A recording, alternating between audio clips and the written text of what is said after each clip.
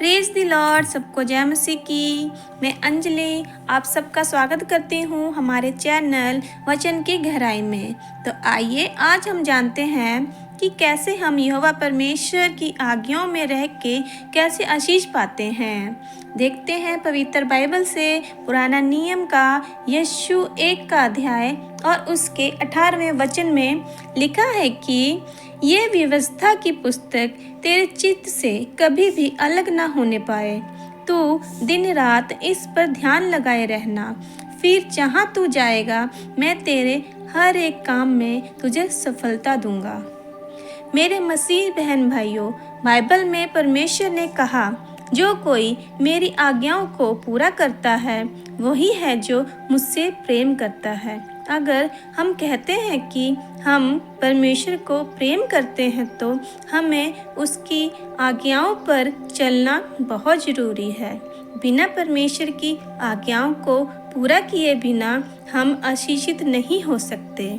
Bible में परमेश्वर ने कहा है कि जो कोई मेरे पीछे आना चाहे वो अपना क्रूस उठाए और मेरे पीछे हो ले। बाइबल में क्रूस उठाने का मतलब है कि परमेश्वर के पीछे चलना, वो भी पूरी रीति से। बाइबल में हम जितने भी महान चरित्र के लोगों के बारे में पढ़ते हैं तो हम देखते हैं कि वो सभी परमेश्वर की आज्ञाओं पर चलने वाले व्यक्ति थे और वो परमेश्वर के इच्छा के विरुद्ध कुछ नहीं करते थे, जिसकी वजह से वो अपने जीवन के हर हिस्से में आशीषित थे। जैसे हम देखते हैं दाऊद परमेश्वर की आज्ञाओं पर चलने वाला व्यक्ति था। वो परमेश्वर से इतना प्यार करता था कि बुरे वक्त में भी खुदा का प्रार्थना में शुक्रिया अदा करता था।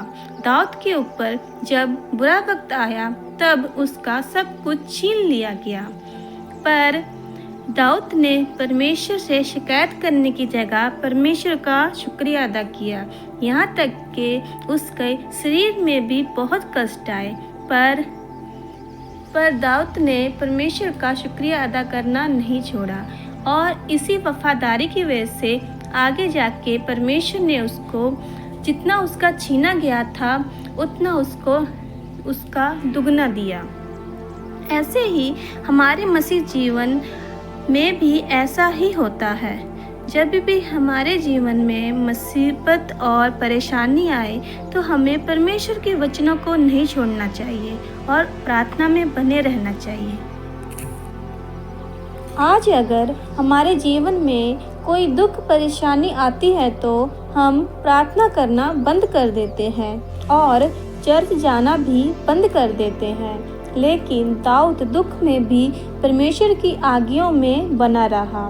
जिस तरह परमेश्वर ने मूसा को कहा कि अगर इस्राएल लोग मेरी आज्ञाओं पर चलेंगे तो मैं उन्हें आशीषित करूंगा। जब भी इस्राएल परमेश्वर की आज्ञाओं पर चलना बंद कर देते थे, उनके जीवन में दुख, बीमारियां, मुसीबत आती थी।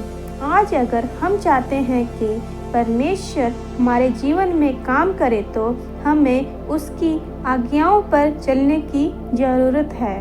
उदाहरण के तौर पर देखेंगे कि जिस तरह हम अपने देश के कानून के नियमों को मानते हैं तभी अपने देश की सुविधाओं को प्राप्त करते हैं, उसी तरह से हमें परमेश्वर के कानून को जो कि उसकी आज्ञाएं हैं मानने की ज़रूरत है ताकि हम आशीषित हो सकें। तो आइए हम सभी अब प्रार्थना में जाते हैं और सीखते हैं कि कैसे हम परमेश्वर की आज्ञाओं में रह के अपने आशीष को पाते हैं।